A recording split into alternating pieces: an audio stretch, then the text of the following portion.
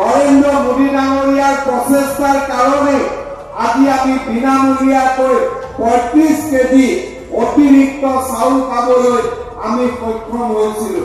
নৰেন্দ্ৰ মোদী ডাঙৰীয়াৰ প্ৰচেষ্টাৰ বাবে কৃষক সন্মান নিধিৰ পৰা আৰম্ভ কৰি আজি আমাৰ উত্তৰ পূৰ্বাঞ্চলৰ দৰিদ্ৰ লোকসকলৰ বাবে এটা এটাকৈ জনকল্যাণমূলক কামবিলাক আমি আৰম্ভ কৰিব পাৰিছিলো।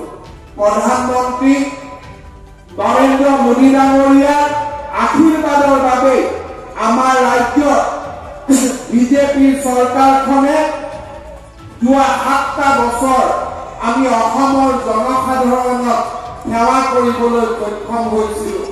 প্ৰধানমন্ত্ৰী নৰেন্দ্ৰ মোদী ডাঙৰীয়াৰ উদাৰ আৰ্থিক সাহায্যৰ বাবে আজি আমাৰ ৰাজ্যখনত অৰুণোদয়ৰ দৰে আঁচনি আমি হাতত ল'ব পাৰিছিলো।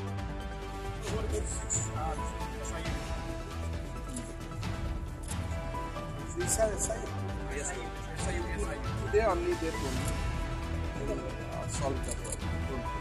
So SBJP has promised in the last that peace will bring in the country, but Manipur is burning since 1 month. And আৰু কিবা আছে নেকি?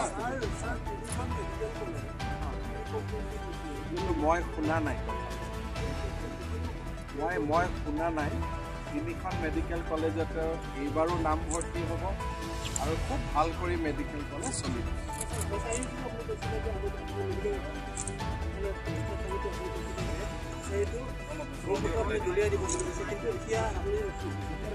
মোক আজিয়ে কৈছে প্ৰব্লেম, অলপ আগত 1 ঘণ্টা আগত কৈছে। মই চাই দিম, এতিয়া গৈয়ে চাই দিম। আজি গৈ লওঁ, মোক এতিয়া ইয়াত আহোঁতেহে কৈছে।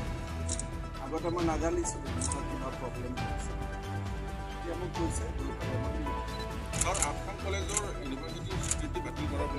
মইতো শুনা নাই, মইতো জানা জুলাইত বিল আহিবহে 8খন কলেজত বিশ্ববিদ্যালয় কৰাৰ কাৰণে 6 আগষ্টত বিল আহিব। বিৰোধী এটা অভিযোগ আনি আছে যে মণিপুৰত চৰকাৰ গঠন কৰা হৈছে। হ'ব পাৰে নেকি? ইমান মানুহে ভোট দি জিকাইছে, গতিকে এইটো কেনেকৈ হ'ব পাৰে? sir, ইঞ্জিনিয়াৰিং কলেজ স্থাপন কৰা আছে, টেণ্ডাৰৰ কাম চলি আছে। ভেটেনাৰী কলেজৰো টেণ্ডাৰৰ কাম, এগ্ৰিকালচাৰৰ টেণ্ডাৰৰ কাম, ডাইলাইলত কৰি আছে। সোনকালে ষ্টাৰ্ট হ'ব। জোনালী নাফৰ হত্যাকাণ্ড আৰু জোনালী নাফাৰ যি দুৰ্ঘটনা চিভিল হৈছে আৰু জোনালী নাফৰ চিভিল দৰকাৰ নাই, মানুহে কনচিয়াছে কৰিব। এতিয়া হত্যাকাৰীয়ে কয় যে ময়ে মাৰিছোঁ, তাত ইনকুৱাৰী কি কৰিব আছে? শাস্তিৰহে প্ৰয়োজন আছে। আমাৰ ক্ষেত্ৰত কোনো ধৰণৰ তেনেকুৱা কোনেও স্বীকাৰোক্তি দিয়া নাই কাৰণে তাত CBI আহিছে। জোনালী নাফৰ অলৰেডি কৈয়ে দিলে যে মই মাৰিছোঁ। তাততো আৰু একো বিতৰ্ক নাই, কোনেওতো কোৱা নাই যে মই মৰা নাই বুলি। যিজন ল'ৰা আছে সেইটো নিজে স্বীকাৰে কৰিছে।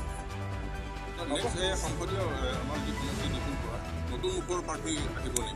চবেই নতুন মুখ, চবেই পুৰণা হয় নহয়? এটাই মুখ থাকিলে হ'ল আৰু কোনোবা এটা মুখ থাকিব আৰু। ঠিক আছে।